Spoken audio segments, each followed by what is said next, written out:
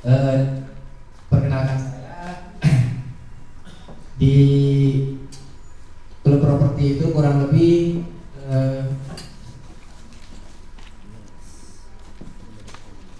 mulai tahun 2011 saya mulai belajar properti. Sebelumnya saya karyawan di bidang IT. Kemudian tahun 2007-2008 itu saya mengenal TDA. Kalau nggak salah waktu itu Milad, saya pertama kali datang ke Milad TDA yang kedua di waktu itu masih Bapindo kalau nggak salah ya, gedung BI, gedung Mandiri yang lama. Terus dari situ bergabung dengan komunitas TDA. Tahun 2010 saya resign sambil mencari bentuk gitu ya, mulai belajar bisnis. Sempat ambil 2 tahun, kemudian memutuskan resign 2010 dan kemudian setelah 3 tahun gonta-ganti bisnis ya, saya sempat di cucian motor kue guyur, kemudian pernah sempat main di laptop, dan terakhir di percetak kita di Margonda. Nah, kemudian setelah sempat bergabung dengan teman-teman di klub properti, akhirnya terbawalah arus dan kemudian mulai belajar properti di tahun 2011. Waktu itu saya awalnya bikin PT Jaya Graha Realty, dan di 2013 Aras Pro. Jadi TDA banyak sekali mengarahkan saya awalnya untuk fokus berbisnis. Waktu itu ada beberapa bisnis yang ingin saya jalani, dan akhirnya saya memilih properti karena memang teman-teman di klub begitu dahsyat dalam sharing berbagi ilmu dan sebagainya, sehingga ya kurang lebih dalam 4 tahun ini saya mulai terjun di properti. Beberapa proyek mungkin yang pernah dikerjakan dan juga yang akan berjalan di Kelapa Tiga Residen itu. Jakarta masih bersama dengan Jaya Graha, kemudian Bogor Asri dan Nerva bersama dengan Aras Pro, dan nanti dalam waktu dekat mudah-mudahan bisa disawakan sama di Jati Asih. Nah, sebelum kita mulai,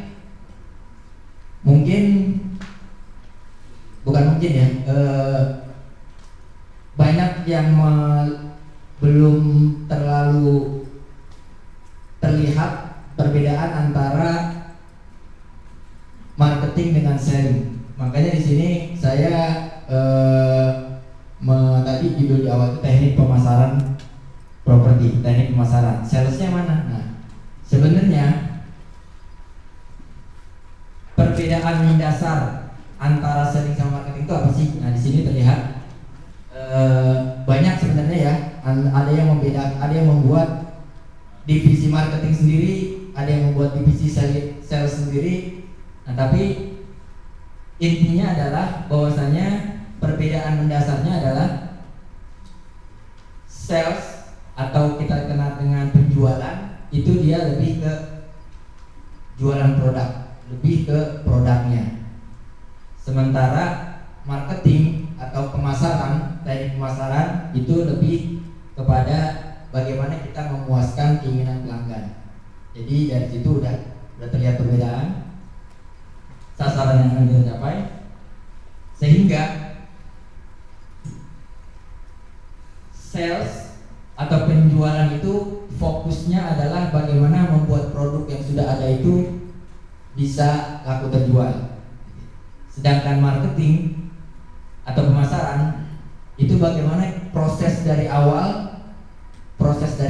mulai dari survei, kemudian survei lokasi, survei pelanggan, kompetitor dan sebagainya, promo, itu semuanya masuk dalam lingkup pemasaran. Nah, sehingga bisa disimpulkan bahwasanya sales itu adalah bagian dari marketing. Sales bagian dari marketing, tapi marketing belum tentu sales. Artinya marketing lebih dari sales. Oke, ada yang di sini cukup jelas ya. Ini cukup hampir di setiap produk, bukan hanya properti, seperti ini. Nah, sekarang bagaimana kita bisa merencanakan sebuah strategi pemasaran? Nah, ini dikenal dengan istilah 4P. Ada 4. Yang pertama produknya. Nanti kita jabarkan satu persatu ya. Kemudian price, penentuan harga jual. Kemudian place, tempat, lokasi, dan promo, strategi promosi penjualan. Nanti penjualan maksudnya di sini. Nah, sebelum kita ke sini, kita bahas satu-satu. Dalam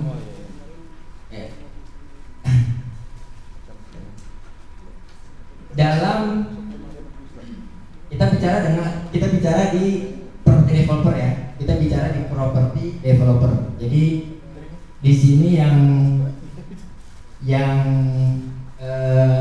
broker ya, yang masih fokusnya di broker, agent. Ya, ada lagi? Nggak apa-apa, kita sini sama-sama. Saya juga sebelum developer juga lama di broker, bahkan sampai sekarang juga saya masih jualan juga. Ada lagi? Ya. Jadi kalau di broker atau di agent itu kita lebih ke bagaimana menjual produk orang lain gitu kan. Tapi di sini mungkin nanti akan kita, kalau ada waktunya nanti akan kita singgung juga lebih ke selling skillnya. Nah, yang sekarang yang ingin kita coba upas adalah bagaimana untuk menjadi untuk menjadi developer, strategi pemasaran untuk sebelum menentukan strategi pemasaran, maka kita setidaknya ada 4 tahapan agar sebagai developer ya. Kemarin kita belajar business plan, action plan. Ketika kita bicara tentang marketing plan, maka itu adalah sesuai dengan target yang sudah kita buat. Oke.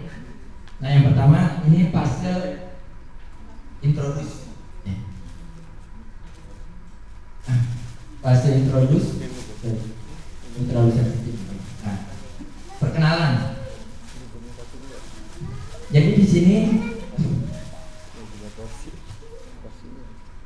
ketika kita sudah deal, katakanlah sudah deal dengan pemilik lahan, investor, kemudian sudah katakanlah PKS gitu ya, perjanjian kerjasama ataupun MOU, maka sejak awal kita sudah merumuskan target konsumen yang dibutuhkan untuk pengenalan produk kita. Strategi yang kita coba terapkan pada fase ini adalah bagaimana kita menciptakan awareness untuk mengundang gitu. Jadi kita tahap awal ini kita lebih ke, kan ada istilah pull sama push. Makanya untuk tahap awal ini kita lebih ke pull dulu, menarik konsumen agar dia kenal dan ingat dengan produk yang kita tawarkan. Nah, ini biasanya strateginya ini di awal ini kita istilahnya cukup gerilya gitu ya. Gerilya mulai dari melihat kompetitor yang ada di sekitar kita, daya saing ya, yang kita kenal dengan cost leadership, yaitu menuju biar pasar yang luas, pasar properti yang luas gitu ya, itu mengharuskan kita untuk titik-titik mana yang bisa kita jual nantinya, kita bisa tawarkan.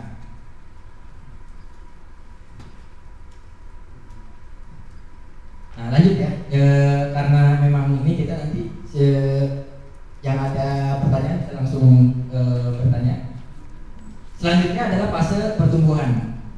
Yang tadi itu biasanya sekitar 3 sampai 6 bulan fase ini ya. Ketika misalnya proyek kita itu sekitar, kalau proyek kita misalnya 1 tahun, misalnya hanya sekitar 5 unit ya. Kita bicara di sini developer yang masih di bawah 3.000 ya, di bawah 3.000, di bawah 5.000 gitu ya. Itu misalnya 1 tahun usia proyeknya. Maka yang tadi itu sekitar 3 bulan pertama tadi adalah masa perkenalan, introduction. Kemudian masuk bulan berikutnya adalah fase pertumbuhan. Di awal biasanya nanti akan ada strategi marketingnya, misalnya gimmick-gimmick bahasa kita harga pecah telur. Nah, nanti kalau fase berikutnya itu namanya pertumbuhan. Nah, fase pertumbuhan ini adalah bagaimana pada tahap ini unit yang kita pasarkan itu meningkat pesat dalam arti sudah ada penjualan, sudah pecah telur, maka kemudian kita sudah ada cash flow untuk kemudian kita putar lagi di proyek yang sedang kita tawarkan. Strateginya itu memperjelas dan memperkuat segmentasi konsumen, kemudian positioning, gimmick marketing gitu ya, misalnya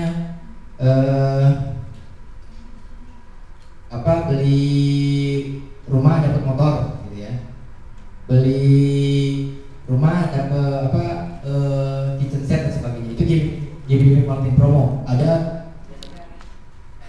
konsumen kadang pengennya misalnya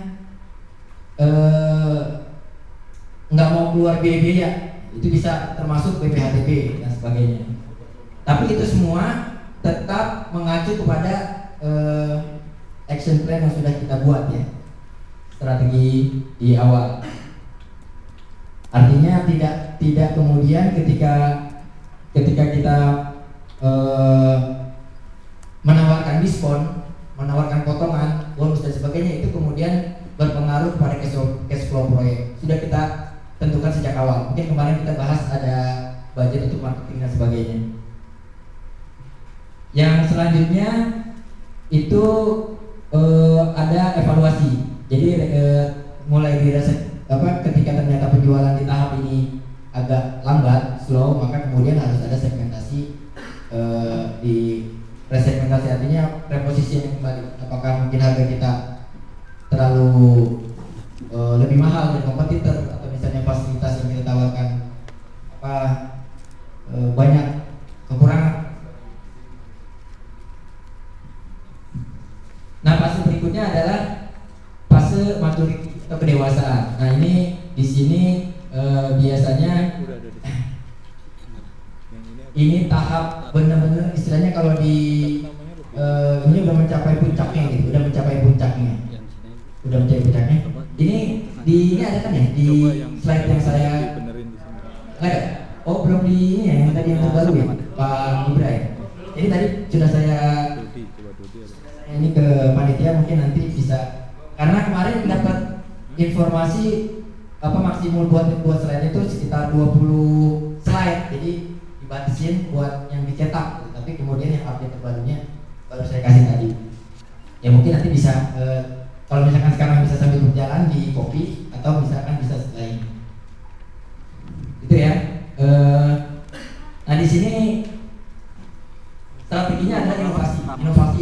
Jadi ketika pada tahap ini mungkin udah sekitar 9 bulan ya, kalau umur proyeknya 1 tahun, antara 1 bulan sampai ke 1 tahun, 9 bulan sampai 1 tahun, itu harusnya target kita sudah sold out gitu kan. Tapi ternyata misalnya belum. Nah, itu kita harus ada inovasi baru yang kemudian bisa mengangkat kembali properti ataupun produk yang kita tawarkan. Juga eksploitasi manfaat. Jadi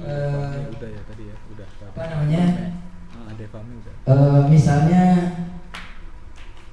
jadi kalau yang tadi kan gimmick marketing, ya, jadi promo dan sebagainya. Tapi kalau ini lebih kepada manfaat bagaimana kita kemudian ketika kita invest apa kita ngambil unit di situ, maka nilai manfaatnya misalnya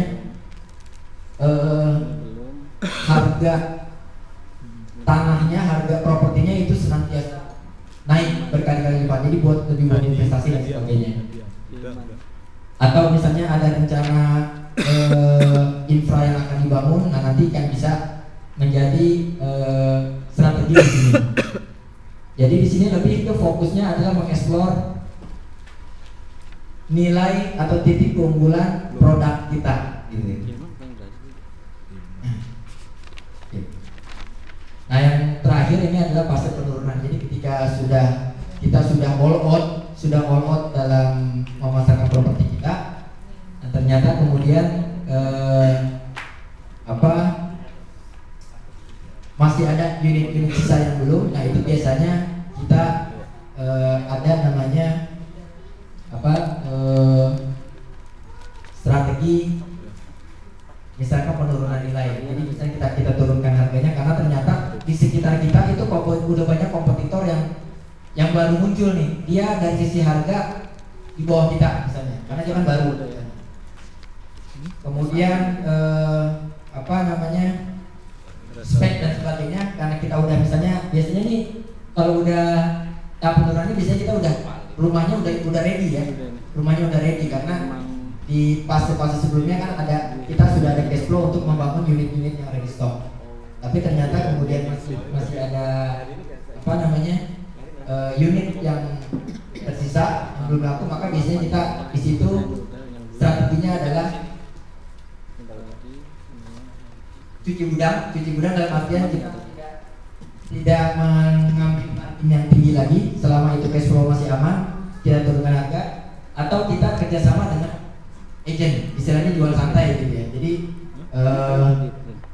udah sampai sini. Marketing in-house kita fokuskan misalnya kita sambil mencari proyek yang baru gitu ya. Maka kemudian kita lebih bisa kerjasama dengan agent dan di situ biasanya budget promosinya itu akan berkurang karena agent ataupun broker ataupun mediator itu biasanya mereka sudah bisa berjalan sendiri tanpa kita sediakan tools marketing. Nah ini yang umum dilakukan, walaupun pada kenyataannya itu pada tahap awal banyak developer atau perumahan yang dia itu langsung mengundang agent property. Jadi dia baru launching awal tapi dia udah mengundang agent property dengan harapan itu tadi dia ingin di tahap awalnya itu benar-benar all out penjualannya. Jadi kakinya benar-benar banyak. Oke, kita kembali ke yang tadi yang 4P ya. Jadi kalau kita simulasikan di sini untuk produk itu perumahan yang kita hasilkan itu berdasarkan target customer, ya kan? Pasti kita udah menganalisa customer di daerah itu, misalnya di daerah yang dekat lokasi stasiun gitu ya. Yang dekat lokasi stasiun, maka dia kemungkinan besar budget rumahnya itu dia tidak perlu ada mobil misalnya. Jadi otomatis di situ terlihat bahwasanya ketika dia ingin mengambil rumah, dia tidak terlalu spek ataupun harganya. Target customer, positioning, kemudian mempunyai standar yang berlaku umum. Nah di sini taktik pemasarannya ya, untuk produk kita masukkan ke yang tadi fase dalam life cycle tadi.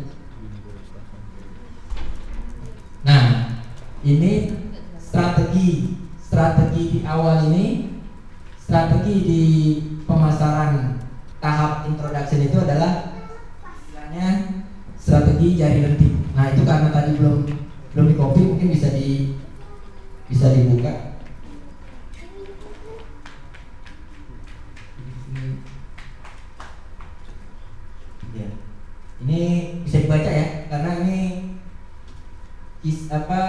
analogi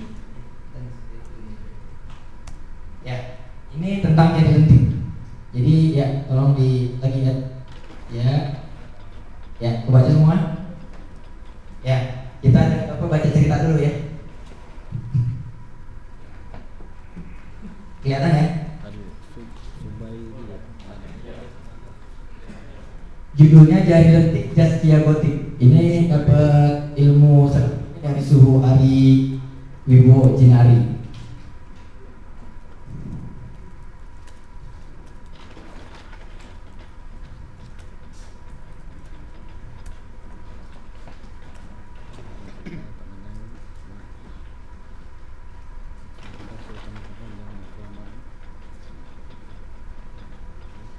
Ini yang di pesantren ini apa tuh? Ini turun sedikit. Dia datang tapi Itu materinya mana, kumpulan materinya? Di sini, bukan di situ. di mana? Ya. Udah di sini. Yang baru Kecepatan di itu. cepetan kok ya dulu. Itu Faisal. Harus lagi. Coba dilihat. Coba. Juga belum tahu. Ya. Betul. Itu sambil dijalankan ininya tadi ya. Kopian slide-nya.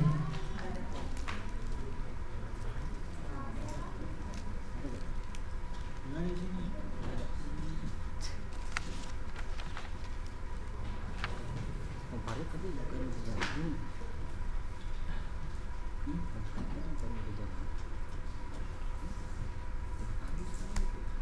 Ya, lanjut. Oke. Oh. Bagus. Karena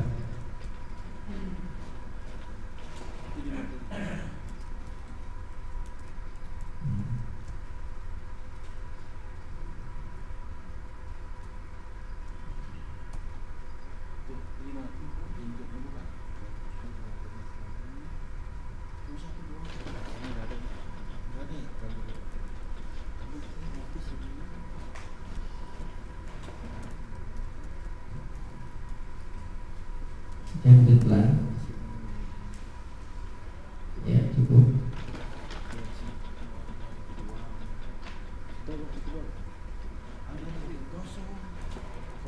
Lanjut lagi. Ya, cukup.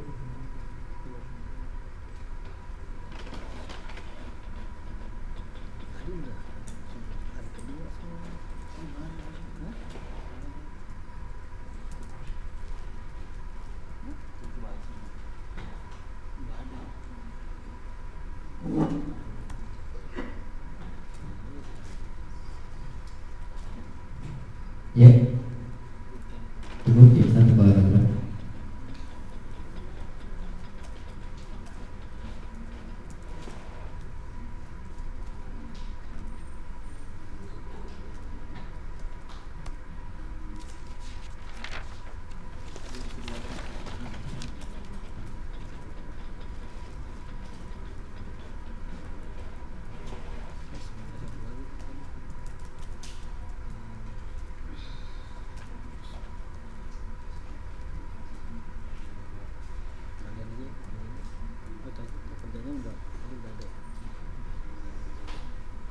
Ya, sedikit lagi. Oh.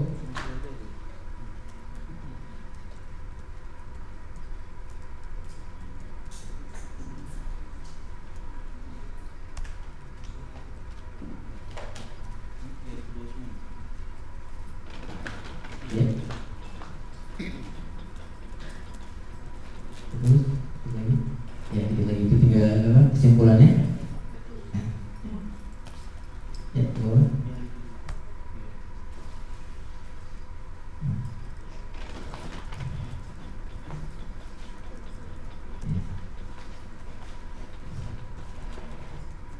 Ya, jadi ini kisah tentang bagaimana seorang ibu, nah, di sini dibahasakan seorang janda yang punya anak cantik, tapi karena serba kekurangan dia istilahnya bahasa ininya kurang laku gitu ya, kurang laku. Kurang laku maksudnya tidak banyak pria yang mendekatinya.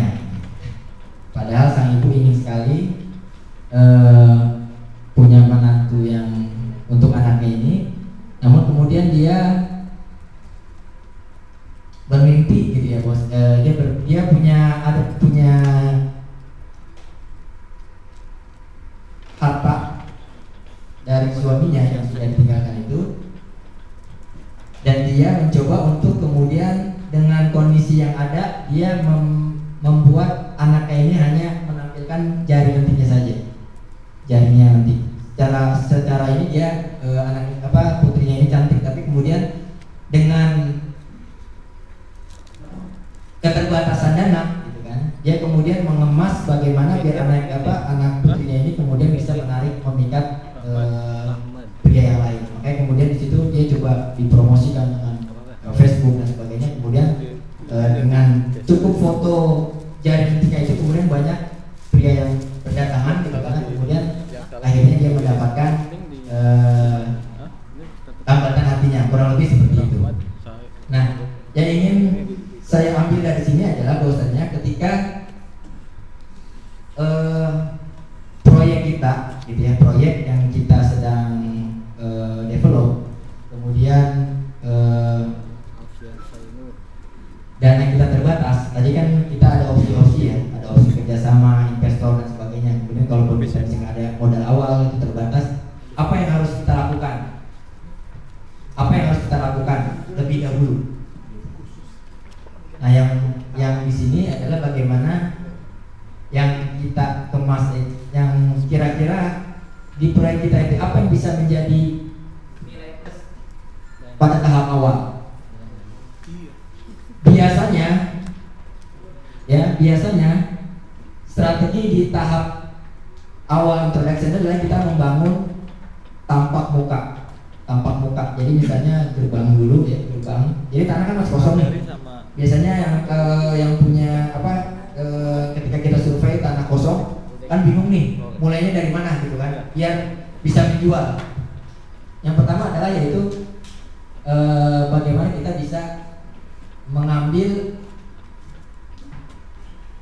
tampak muka ya, sesuai dengan yang ada di desain yang sudah kita buat. Misalnya di brosur desa itu kan biasanya orang lihat, oh ini mah gambar doang nih, tapi mana ketika dia datang proyek masih tanah kosong, gitu ya, belum ada apa-apa, maka kemudian dia tidak akan tertarik ke proyek kita lagi. Tapi ketika kita buat misalnya di awal ini gerbangnya, atau misalnya nama perumahannya, kemudian di lokasi depannya sendiri itu misalnya kita bangun jalan dalam radiusnya berapa meter, 5 meter di depan, gitu.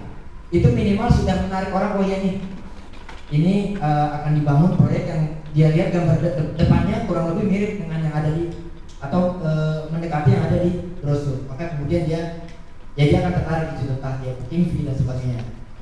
Jadi di tahap awal itu bagaimana kita bisa membuat semenarik mungkin orang untuk datang ke lokasi proyek kita itu dengan istilahnya pandangan awalnya mereka membuat tertarik.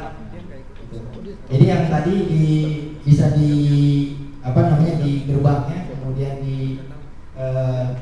ketika ada baju untuk pagar keliling, kalaupun itu ternyata misalnya tanahnya cukup luas, itu nanti bisa menyusul. Misalnya di tahap awal ini ketika orang sudah melihat gerbangnya bagus, ada gerbang dan sebagainya, kemudian ada jalan masuk yang sudah dirapikan, maka orang akan tertarik.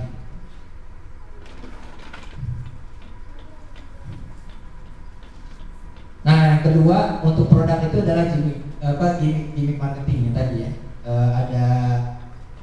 Ada gimmick marketing. Jadi promo ini biasanya misalnya yang pernah kita tawarkan di Bogor Asri, Cibinong, itu di awal itu kita menawarkan beli rumah gratis motor. Nanti ada contoh brosurnya. Itu di situ kita jual waktu itu di harga 170 juta karena rumahnya tipenya kecil. Jadi kurang lebih tipe 32 tanah 60. Jadi kita buka di harga 170. Nah, ketika di awal ini dengan gimmick yang tadi, mereka melihat wah kalau kita lihat memang untuk tipe rumah seperti itu ya market yang kita bidik itu adalah yang punya motor, misalnya yang punya motor untuk kendaraan bermotor gitu. Karena untuk mobil dengan tipe rumah 3260 itu sangat jarang. Akhirnya di tahap awal ini kebetulan waktu itu rumah contoh sedang kita bangun, walaupun ada juga yang rumah inden, tapi kemudian dengan gimmick itu di antara lain itu kemudian dia mencoba untuk bagaimana kalau motornya diganti dengan cashback, bisa nggak? Jadi bonus motor berapa, sekitar 10-15 juta gitu ya, motor baru, motor bebek ya, motor bebek, bukan motor ini ya apa fiction dan sebagainya gitu. Ini motor yang udah kita masukkan di budget marketing. Ketika itu misalnya menarik konsumen, maka dia akan bertanya, oh ya nih dia budgetnya terbatas, misalnya dia budgetnya terbatas. Dia bilang bagaimana kalau motornya misalnya nggak diganti dengan cashback, bisa aja. Jadi otomatis misalnya di harga yang 170 berkurang menjadi dikurangi harga motor, itu lebih menarik. Nah, jadi dengan gimmick ini akan ada kemungkinan misalnya ternyata si buyer kita ini bukan produk yang kita tawarkan, tapi dia kemudian melihat kepada cashbacknya, harga rumahnya berarti masih bisa turun. Ini di gimmicknya. Kemudian pada tahap selanjutnya itu inovasi produk. Kita di tahap selanjutnya itu kita mulai berani tawarkan yang tipe 45, tipe di atas 30. Itu salah satu inovasi untuk kemudian menarik